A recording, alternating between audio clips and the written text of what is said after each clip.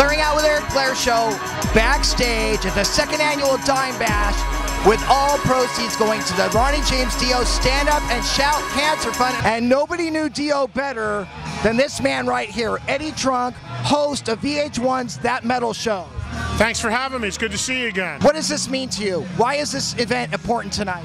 Well, it's important for the two people that it's really honoring. I think it's amazing that Rita has taken the Dime Bash and used it to fund the Dio Cancer Fund.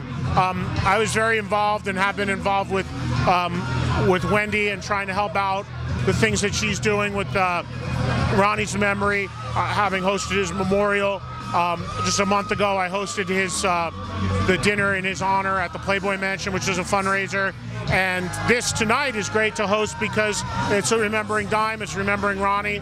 There's a lot of love in this room for both of those people for a lot of good reasons, and it's just been a great vibe here so far. So it's a really special night, and I'm all about anything that puts a positive view on metal music, and this certainly does. You've been a DJ for many years.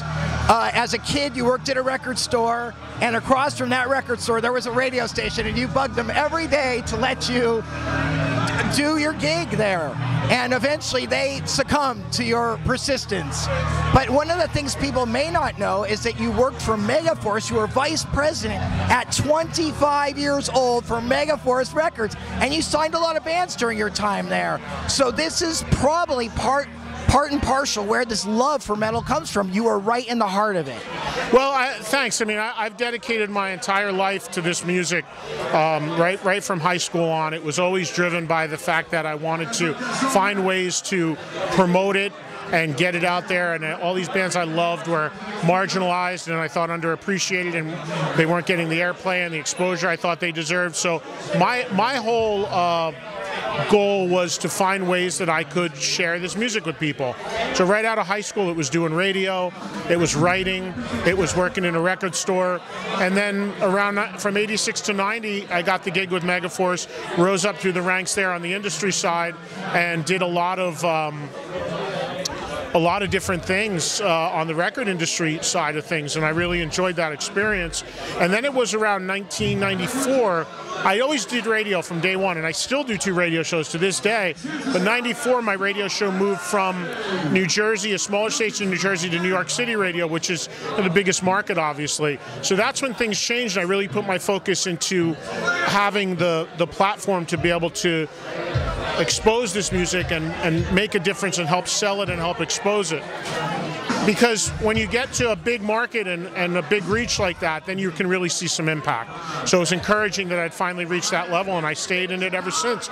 Still do 2 national radio shows a week, and obviously I'm coming up. Here's the biggest thing a lot of people don't know. I've been with VH1 Classic as a host for 10 years. Most people know me from That Metal Show because the channel's a lot bigger and that show's a lot bigger than anything I've done. But I've had a long history with that channel, and what I'm doing now has just gone phenomenally well. And I'm just so lucky and happy that's all happening. And at the end of the day, though, it's all driven for the same reason, to help expose this music. But why does metal touch the soul of people?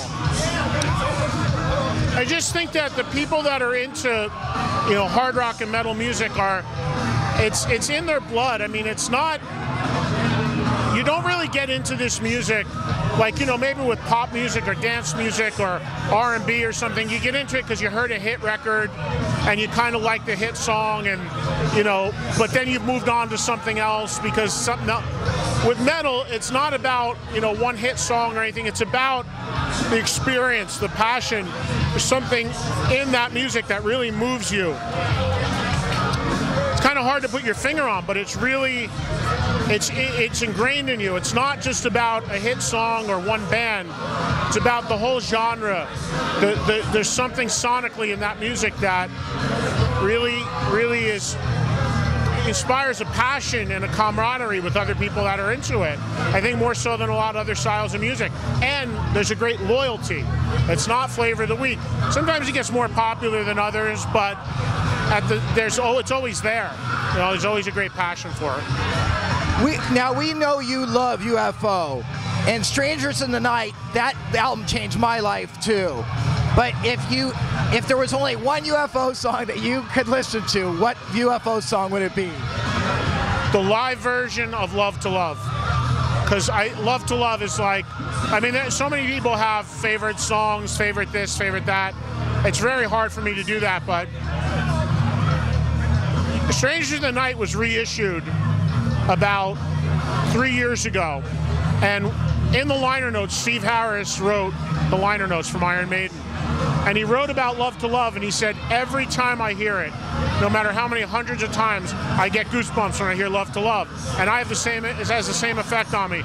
It's a song that has soft and mellow passages, then hits you in the teeth with heavy stuff. The melody, the vocals, the guitar playing, it's just, you know, 6.5 minutes of just brilliance. There's so many great songs, but that song is just, if you have that Desert Island song, that's up there. One of the special moments that you had with Dio over your career? There's so many. So many. I even had an amazing moment having to do with Ronnie after he passed away, when I went and visited his burial site. And I told it recently on my TV show about fans coming up, and a fan was visiting Ronnie's burial site, and I was going to visit it. And he was from Brazil, and he's a fan of my TV show in Brazil, and he's just turning away from Ronnie's site, and he's seeing me, and he freaked out because he didn't expect to see me. It's another sign that just Ronnie was bringing people together even after he was gone. It's an amazingly powerful moment. But I mean, I have so many amazing times and memories with Ronnie. When you know, from being in England with him, and when Heaven and Hell got first together, and we stayed in this castle in Birmingham, and we just stayed up all night and having drinks and talking and hearing his stories and having dinner. It was something I'll never forget. I mean, he didn't, as Wendy will tell you, he didn't like doing interviews, but he liked doing interviews with me. And I've heard so many things since his passing, of things he said about me to other people, and it's just moved me beyond words. I mean, he was a great artist, but a great human being. And one of the last times I ever spoke to him, I was so down and bummed about what he was going through, and it was amazing because he picked me up. You know, I called to try to raise his spirits, and the whole thing was just getting to me. And by the end of the conversation, he was reassuring me. He was making me feel better. And it was remarkable that he had the ability to do that. I'll never forget that. And now Dimebag, and your encounters. Dime, I was not as close with Dime as I was with Ronnie. I met Dime a couple times. We had done some stuff. But I certainly couldn't sit here and tell you that I knew Dime like I knew Ronnie. But one of my favorite things about Dime was right after Damage Plan had mastered their first album, which they had done in New York, the whole band was desperate to hear the album. They wanted to hear the album on the radio. So they came right from the mastering and brought the album to me to play on my radio show. And the record label guy was freaking out because he didn't want it to leak. It wasn't coming out for like 2 more months. They'd only just mastered it. But he was like, no, it's fine. We got to play at least one song. So the label guy was finally like, okay, one song. Dime heard it, and he's like, got to play another one. So we played like 4 songs that night, 2 months before the record came out. The label guy was freaking out. The night progressed, started playing other music. Dime started drinking, we had beers. Beer runs out, and Dime's like, you got anything else? You got anything stronger? And I'm like, as a matter of fact, 2 weeks ago, your buddy Zach was here, Zach Wild. And I said, he bought a bottle of Jack, and he only drank half of it. And the other half is still in the case if you want his backwash. Dime and Vinny went right to it, polished it off, and at the end of the night, they wrote on the bottle, to Eddie and Zach, thanks for the Jack. And I never threw the bottle out, and I still have it to this day. What's next for Trunk and VH1's That Metal Show? Well, it's been 2011's been an amazing year for me. I put out my first book, 2 radio shows keep going. I traveled and seen so many people and done so many different things. We've had some amazing moments on TMS, from Axl Rose to Tony Iommi, to all the amazing guests that we've had on. Sammy Hagar. It's been a phenomenal year, and I just hope to keep building on it. We have more shows. We have new shows on the air right now that have been shot. We shoot more episodes again here in Los Angeles in March, and I'm just going to keep doing what I do and keep hoping that it keeps building and getting bigger, and I appreciate all the support that we get from everybody.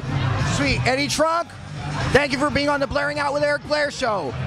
Blairing Out with Eric Blair with Eddie Trunk, signing off. The Blairing Out Show.